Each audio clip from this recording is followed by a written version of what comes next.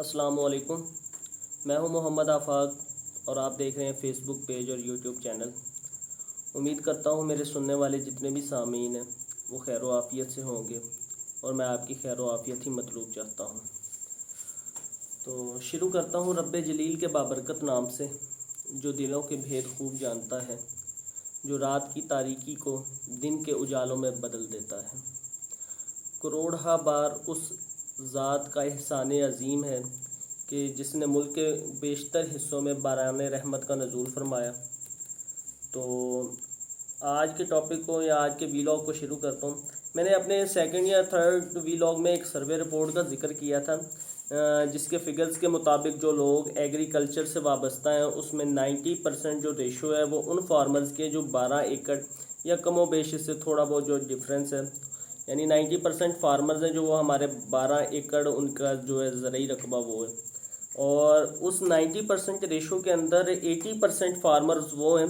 جو 3 سے 4 ایکڑ زرعی زمین کے حامل ہیں۔ اچھا، ایگریکلچر کا حال اس قدر دہلا دینے والا ہے کہ کوئی دل گردے والا 2 سے 3 ایکڑ والے کسان کی بات ذرا تسلی سے سنیں تو اس کے دل میں بھی چھوٹے چھوٹے زلزلے محسوس ہوں گے، کیونکہ خوراک کا ہر خوشہ جس جانفشانی سے کسان زمین سے مارکیٹ تک پہنچاتا ہے، اگر شہری باشندوں کو ہم اس چیز کا بتائیں تو وہ اس چیز کو بالکل مذاق سمجھیں، کیونکہ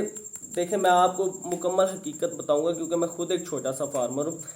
زیادہ تر کسان مسجد کے باہر سے ہی اندر بیٹھے ہوئے امام مسجد کو دانے پکڑا کر چلے جاتے ہیں، سویر سے شام مٹی کھا جاتی ہے، رات تھکن کی بیڑیاں جو وہ کہیں جانے کے لیے نہیں چھوڑتی، مگر فصل کاٹنے سے 2 ہفتے قبل یہی کسان نماز پڑھتے ہیں، دعائیں مانگتے ہیں، ٹھیک ویسی جیسے بچے رزلٹ نزدیک آتے دیکھ کر دعائیں مانگتے ہیں، مسجد جانا شروع کر دیتے ہیں۔ بس دعا مانگتا ہے کسان کہ فصل قائم رہے، سال کے دانے بن جائیں، خرچے واپس آ جائیں،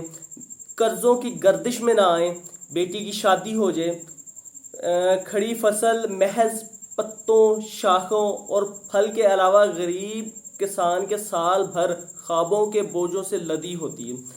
تو تمہید کا کوئی خاص مقصد نہیں ہے، آپ اس چیز کو سمجھنے کی کوشش کریں کہ اعداد و شمار سے نقصان کا تخمینہ پیش کرنا مجھ جیسوں کا کوئی کام نہیں ہے اس سے۔ دیکھیں بس ایک دکھ ہے کہ گورنمنٹ کوئی ایسا سکھ نہیں دے رہی کسان کو کہ وہ 12 گھنٹے سکون سے سو سکے۔ فصل میں بیسک ایلیمنٹ ہے جو وہ پانی ہے، پانی کا جو انحصار ہے وہ بارش پر ہے، ٹیوب ویل پر ہے اور نہروں پر ہے۔ گلوبل وارمنگ، جو لوگ اس چیز کو سمجھتے ہیں وہ اس چیز کو بہتر سمجھ جائیں گے کہ گلوبل وارمنگ کیا ہے۔ بہرحال میں پھر بھی بتاتا ہوں کہ گلوبل وارمنگ نے بادلوں کو سختی سے زمینی پانی اٹھا کر برسانے سے روک رکھا ہے۔ نہروں کے کنارے جو لگے ہوئے درخت ہیں وہ پانی کی تلاش میں اپنی جڑیں آخری حد تک پہنچاتے ہوئے تھک کر خشک ہو گئے ہیں، سوکھ گئے ہیں۔ ٹیوب ویل کا پانی اس قدر نمکیات اگلتا ہے کہ مٹی اس پانی سے نمک چھاننے میں ہلکان ہو کر بے دم ہو چکی ہے کہ مجبوراً آپ یہ سمجھ لیں کہ جو پودے کو متوازی خوراک ہے وہ دینے سے زمین ہماری ہے جو وہ معذرت کر چکی ہے۔ فصل کریٹیکل سٹیج پر کھڑی ہو، 6 ماہ کی اس کے اوپر محنت لگی ہو، اس کے اندر محنت جھونکی ہو، اور کوئی حکومتی نمائندہ پینٹ کوٹ پہنے، ٹائی لگائے آ جائے سوٹ بوٹ پہن کر، جرنلسٹ ہیں جو اس کے جتھے میں رنگ برنگے مائک کو سامنے رکھ کر کاغذوں کے پنے سے وہ ڈیزل کی قیمت میں بھاری ہندسوں کے اضافے والی لائن مسکراتے ہوئے سنا کر اپنی لمبی گاڑی میں بیٹھ کر نکل جائے، ایسے حکومتی عہدے دار تک کیسے اس کسان کا دکھ پہنچایا جائے جو بیٹی کے گہنے، بیوی کا کنگن، احاطے میں کھڑی ہوئی بھینس بیچ کر پیاسی فصل کو سیراب کرتا ہے،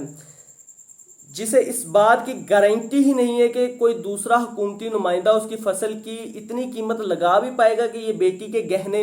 بیوی کے کنگن واپس خرید سکے، یا پھر مسکراتے ہوئے ملکی مفاد کے حق میں فصل کی قیمتیں خرید کم کرنے والی لائن پڑھ کر سنا کر چلا جائے۔ کوئی التجا نہیں، کوئی احتجاج نہیں، واثق یقین ہے کہ چند لائکس اور کمنٹس کے علاوہ اس پوسٹ پر کچھ رد عمل نہیں ہونا، مگر 70% پاپولیشن جو کہ ہماری زراعت سے منسلک ہے، خوراک جسم و جان کی ضرورت بھی ہو، پتہ بھی ہو کہ خوراک کا ذریعہ یہیں سے آنا ہے، پھر بھی اس فیلڈ کے ساتھ ہر زیادتی، ہر قہر پوری شدت کے ساتھ گرا دینا کہ اس میں کام کرتے ہوئے ان ان ایجوکیٹڈ پیپل کو سمجھ ہی نہ پائے کہ وہ جو کر رہے ہیں کس کے لیے کر رہے ہیں۔ کھڑی فصل کو پانی لگائیں یا خود کو آگ لگا لیں، ایسے میں چند منٹ خاموشی سے کھیتی سے جڑے ہوئے ان لوگوں کا دکھ محسوس کر کے انہیں کسی محفل میں کسی گفتگو کا حصہ تو بنائیں، تاکہ آپ کو پتہ چلے کہ وہ کن مشکلات کا سامنا کر رہے ہیں، کیونکہ خاموشی کے لیے تو قبر میں بھی وقت بہت ہے۔ اس شعر کے ساتھ اجازت چاہوں گا کہ نہ ادھر ادھر کی تو بات کر، یہ بتا کہ قافلہ کیوں لٹا۔ نہ ادھر ادھر کی تو بات کر، یہ بتا کہ قافلہ کیوں لٹا، مجھے رہزنوں سے غرض نہیں، تیری رہبری کا زوال ہے۔ اللہ حافظ۔